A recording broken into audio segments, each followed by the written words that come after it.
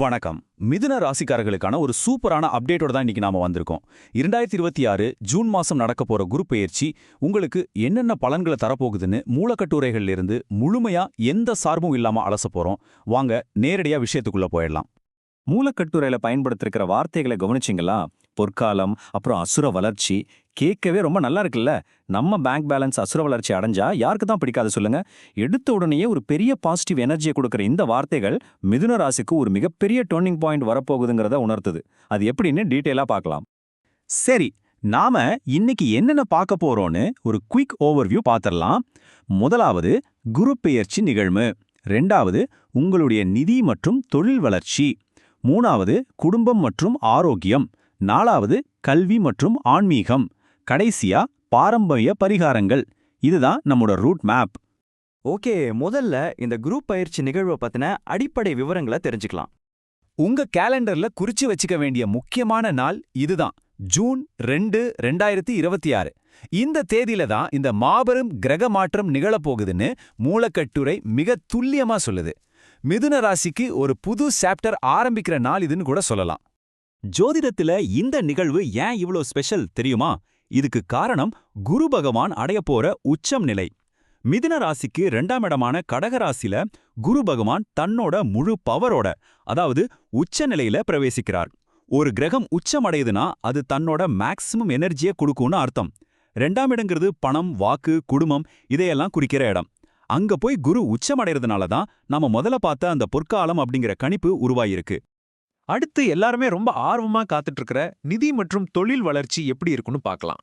பொருளாதார ரீதியா பாத்தீங்கன்னா இது ஒரு அருமையான காலகட்டமா தான் மூலக்கட்டுரை சொல்லுது. இத்தனை நாளா ஏதோ ஒரு தடங்கள்ல ஆற்றி கிடந்த பணம் இனிமே தாராளமா உங்க கைக்கு வந்து சேரும்.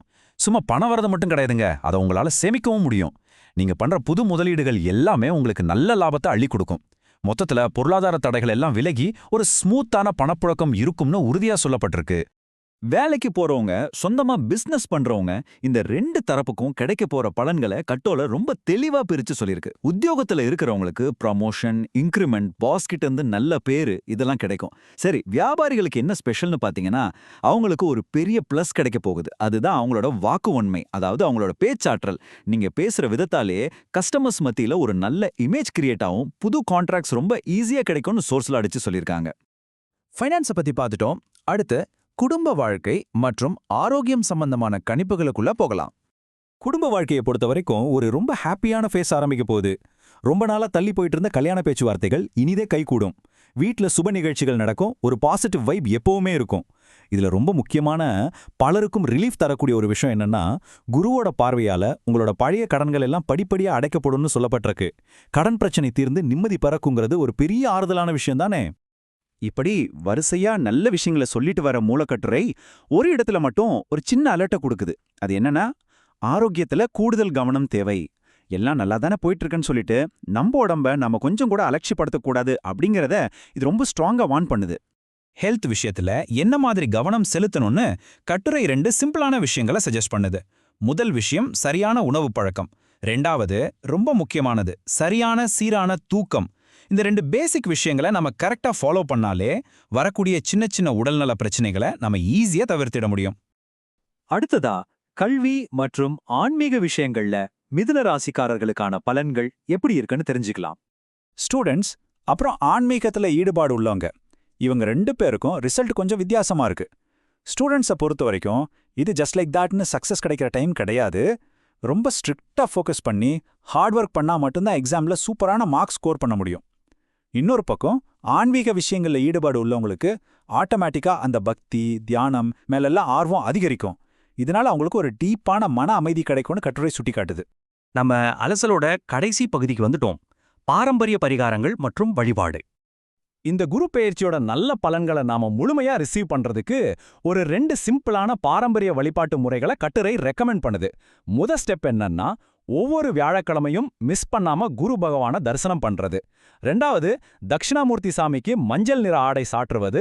அப்படி இல்லைன்னா ஒரு கொண்டைக்கடலை மாலை போட்டு அர்ச்சனை பண்றது. இந்த மாதிரியான எளிய விஷயங்களை நம்ம ரொட்டீன்ல சேர்த்துக்கும் போது அது இன்னும் கூடுதல் பலன்களை தரும்னு நம்பப்படுது. சரி, நம்ம எல்லா முக்கியமான கணிப்புகளையும் கவர் பண்ணிட்டோம். நிதி நிலையில அசுர வளர்ச்சி, வீட்ல சுபகாரியங்கள், பிசினஸ்ல சூப்பர் டெவலப்மெண்ட்னு ஏகப்பட்ட பாசிட்டிவ் விஷயங்களை இந்த மூலக்கட்டுரை மிதுன ராசிக்கு ப்ரெடிக்ட் பண்ணிருக்கு. அதே சமயம் ஹெல்த்ல கொஞ்சம் கேர்ஃபுல்லா இருக்கணும், ஸ்டூடெண்ட்ஸ் நல்லா உழைக்கணும் அப்படிங்கறதையும் நம்ம பார்த்தோம். இப்போ உங்களுக்கான கேள்வி இதுதான். மூலக்கட்டுரை சொல்லக்கூடிய இந்த அபாரமான பொற்காலத்தை முழுமையா பயன்படுத்திக்க உங்களோட உழைப்பையும் பிளானிங்கையும் மாத்தி அமைச்சுக்க நீங்க தயாரா? இந்த ஒரு கேள்வியோட இன்றைய விரிவான அலசலை நம்ம நிறைவு செய்றோம். இந்த தகவல் உங்களுக்கு ரொம்பவே யூஸ்ஃபுல்லா இருந்திருக்கும் நம்புறேன். உங்களை சீக்கிரமே இன்னொரு சுவாரஸ்யமான தொகுப்போட சந்திக்கிறேன். நன்றி.